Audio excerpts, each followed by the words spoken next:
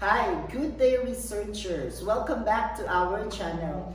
Last time we talked about how to write a theoretical framework and conceptual paradigm. Today, we will be talking about how to write the statement of the problem or research questions.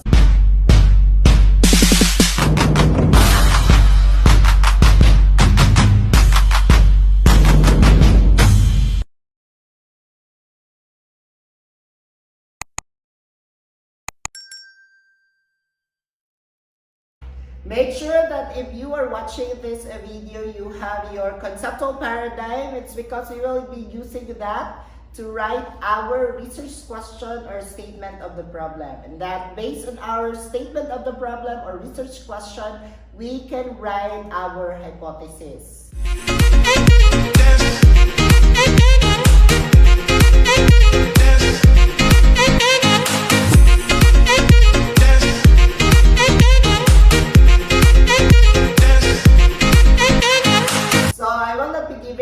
Today, but I will be giving you patterns on how to write our statement of the problem and research question. So the question is, why a research question or statement of the problem? There are some other schools who are using statement of the problem and others they are using research questions. So pattern number 1.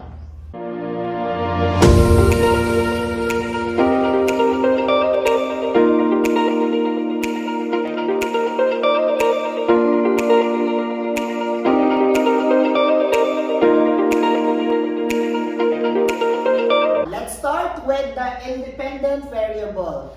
For question number 1, that would be what is the extent of spiral progression? That's your independent variable in terms of your indicators. So that would your first question will be, what is the extent of spiral progression in terms of the role of the structure in learning and teaching, readiness for learning, intuitive, and analytical.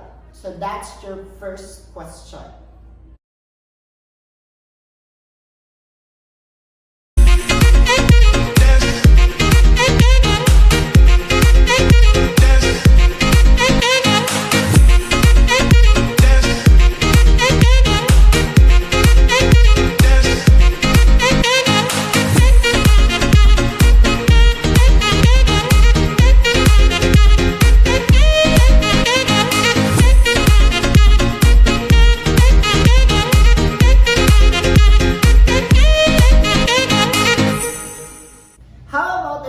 Make that one as statement of the problem. So this will be to determine the extent of spiral progression in terms of indicator 1, indicator 2, 3, and 4. So, meaning that would be to determine the extent of spiral progression in terms of the role of structure in learning and teaching, readiness for learning, intuitive, and analytical. That's your statement of the problem. So, what's the difference? In research question, you will use what is the extent. In statement of the problem, you will use to describe the extent.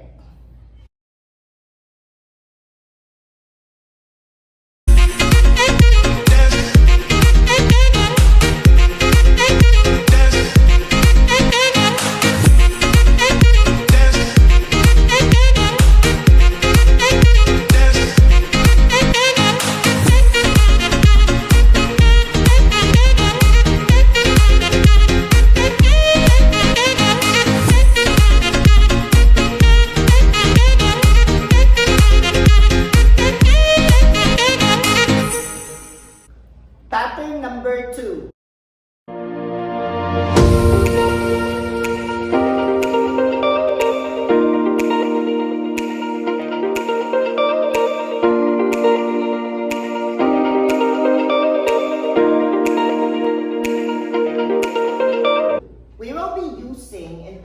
number 2, we will be using the independent variable. So, just like in the independent variable, we will use what is the level. So, the first question will be, what is the level of your dependent variable in terms of the indicators? Therefore, this will be, what is the level of post-secondary readiness in terms of motives for learning, academic college preparation, emotional college readiness, and social skills? That's your research question.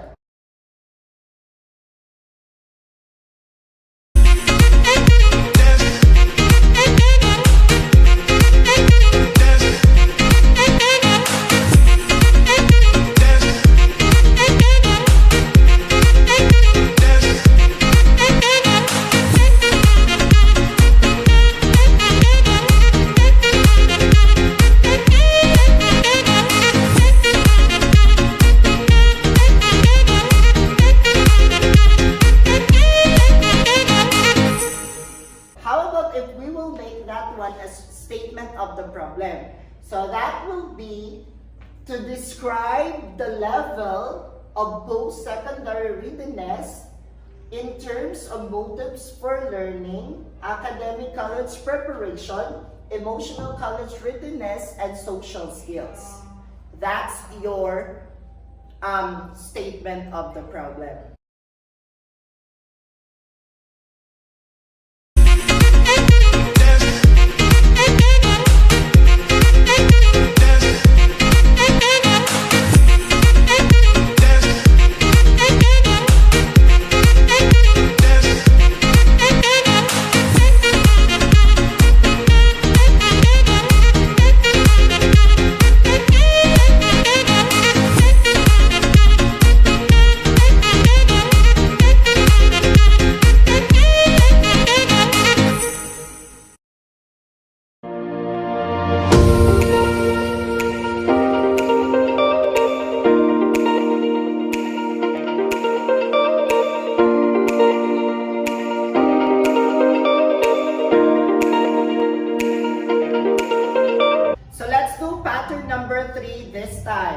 Since this is a descriptive correlation, we want to know the significant relationship of the independent and dependent variable. So that would be our pattern number 3. So the question is there a significant relationship between the independent variable and the dependent variable? So therefore, we can say that, is there a significant relationship between spiral progression and post-secondary readiness among your respondents in research locale?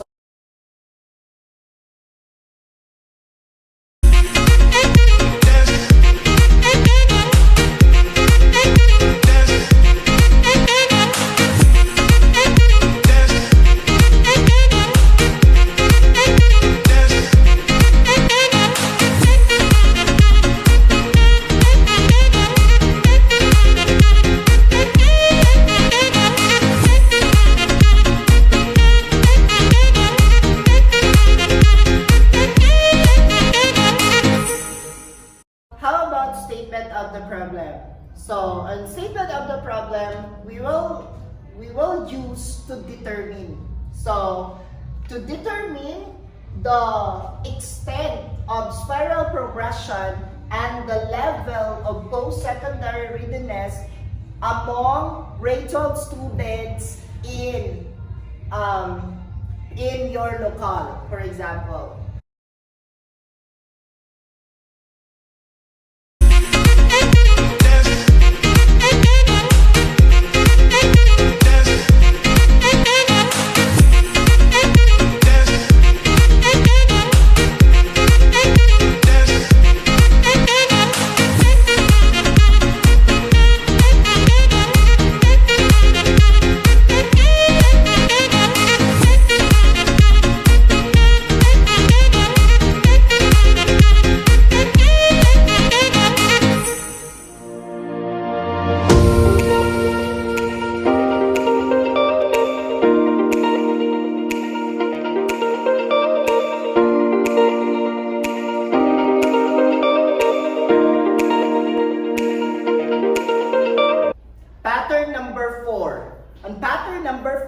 we will be using the independent variable and the dependent variable.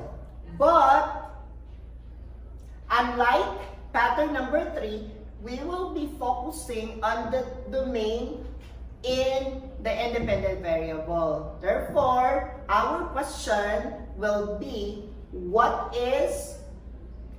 which domain of the independent variable significantly affect the dependent variable? Or shall we say, which domain of the spiral progression significantly affect the post-secondary readiness of the grade 12 students?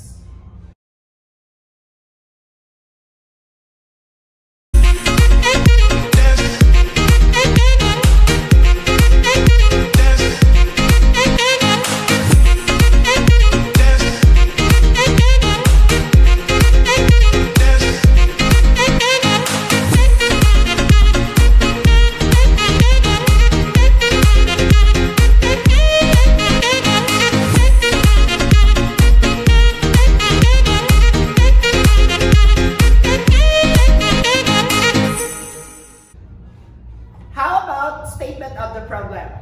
The statement of the problem is somewhat the same. To determine which domain on the spiral progression significantly affect the post-secondary readiness of the grade 12 students.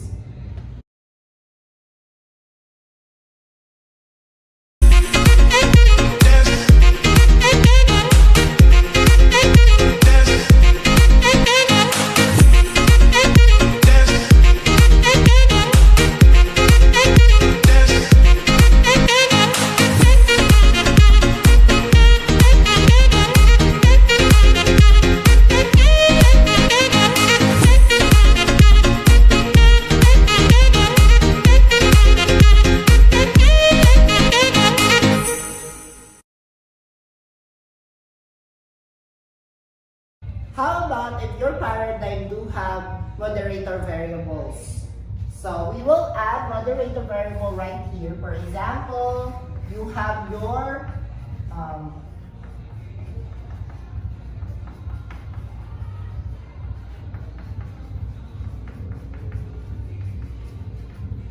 moderator variable, and we will use gender right here.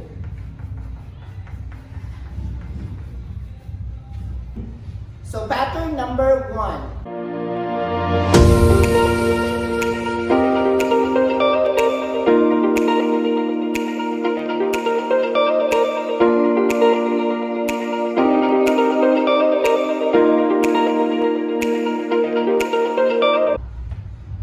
Our first question, research question, will be focused on the independent variable.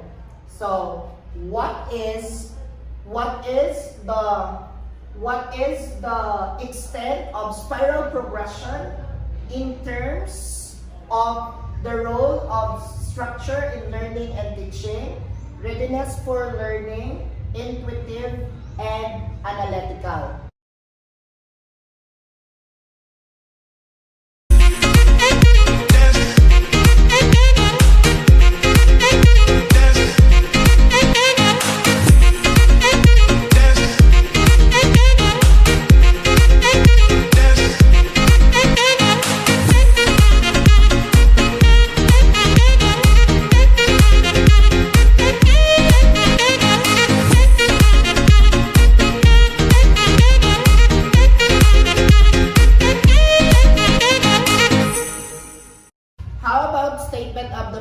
So the statement of the problem will be to describe the extent of spiral progression in terms of the role of structure in learning and teaching, readiness for learning, intuitive, and analytical. So that will be our first research question or statement of the problem.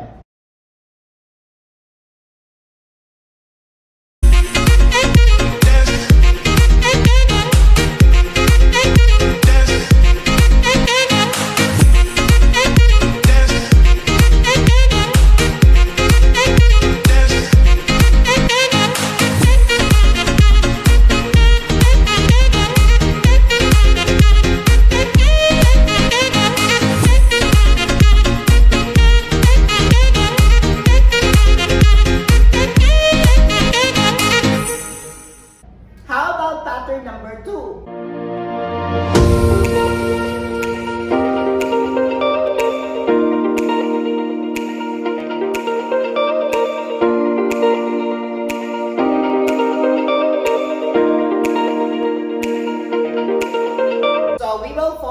On the dependent variable. So the first question will be, what is the level of post-secondary readiness in terms of motives for learning, analytical, academic college preparation, emotional college readiness, and social skills?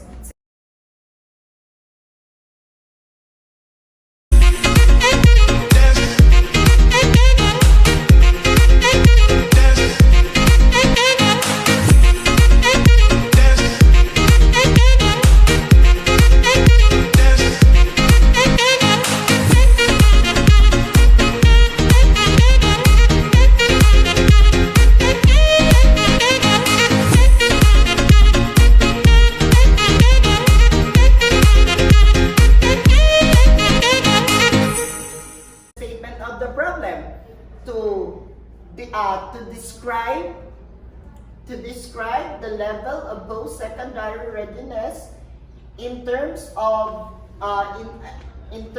motives for learning, academic college preparation, emotional college readiness, and social skills.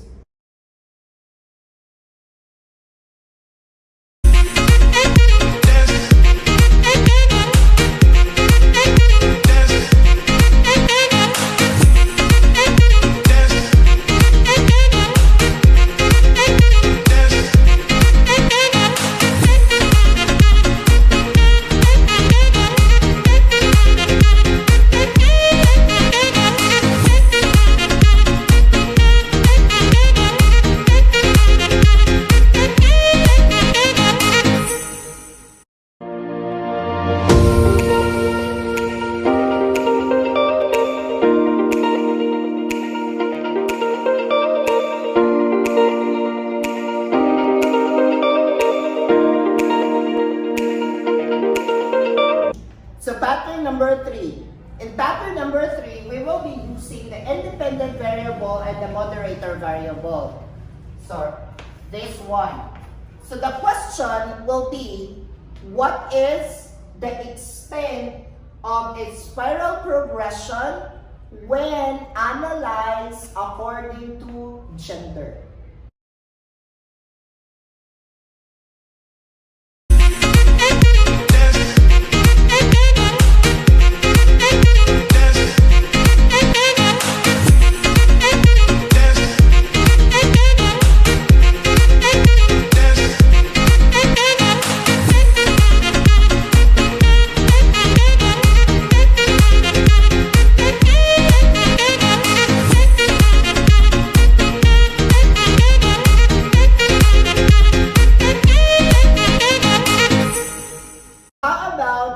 Statement of the problem. So the statement of the problem will be to describe the extent of spiral progression when analyzed according to gender.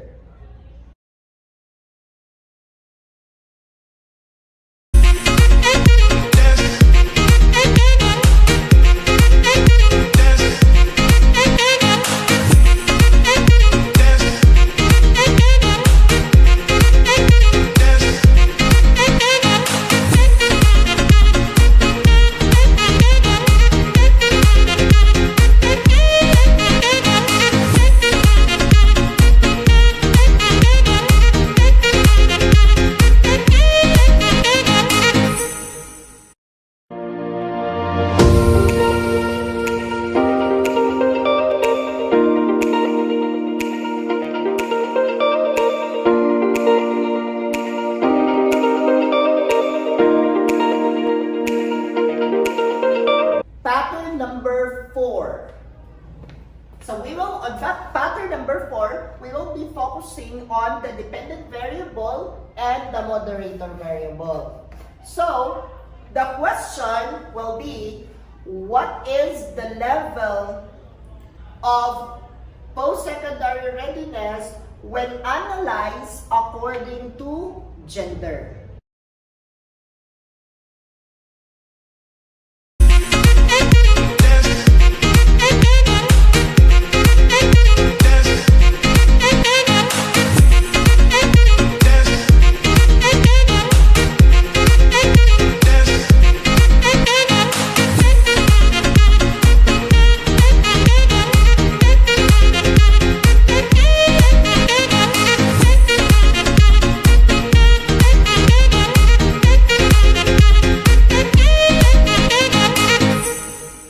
in the statement of the problem, to describe the level of post-secondary readiness when analyzed according to gender.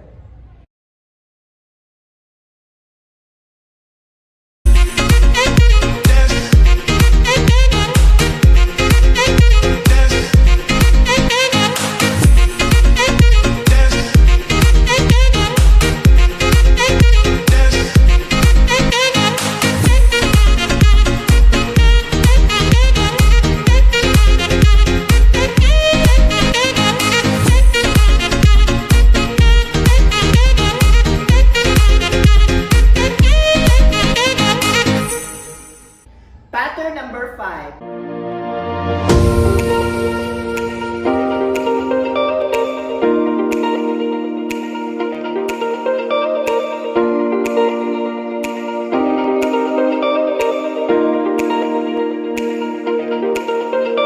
And pattern number 5, we will be focusing on the independent and the dependent variable.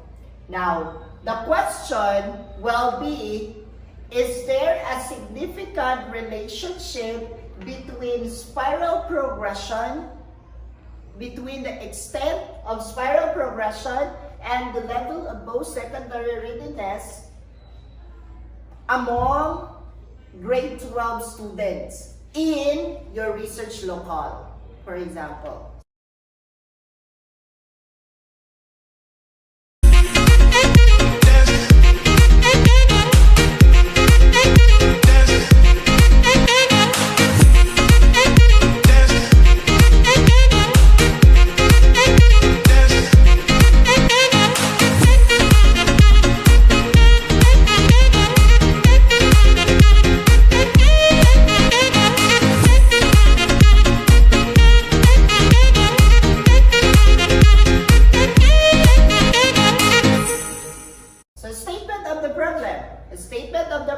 Will be to determine the significant relationship between the extent of spiral progression and the level of post-secondary readiness among grade 12 students in your research locale.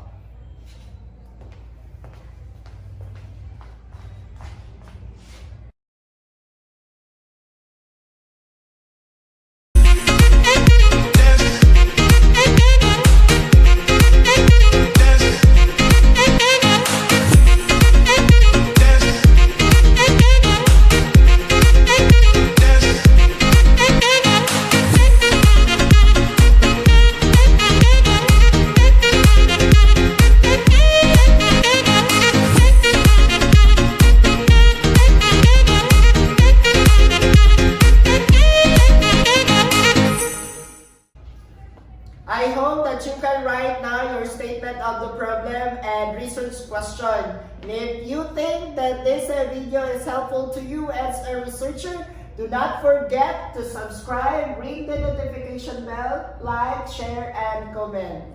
Next time, we will be talking about research hypothesis. Goodbye for now.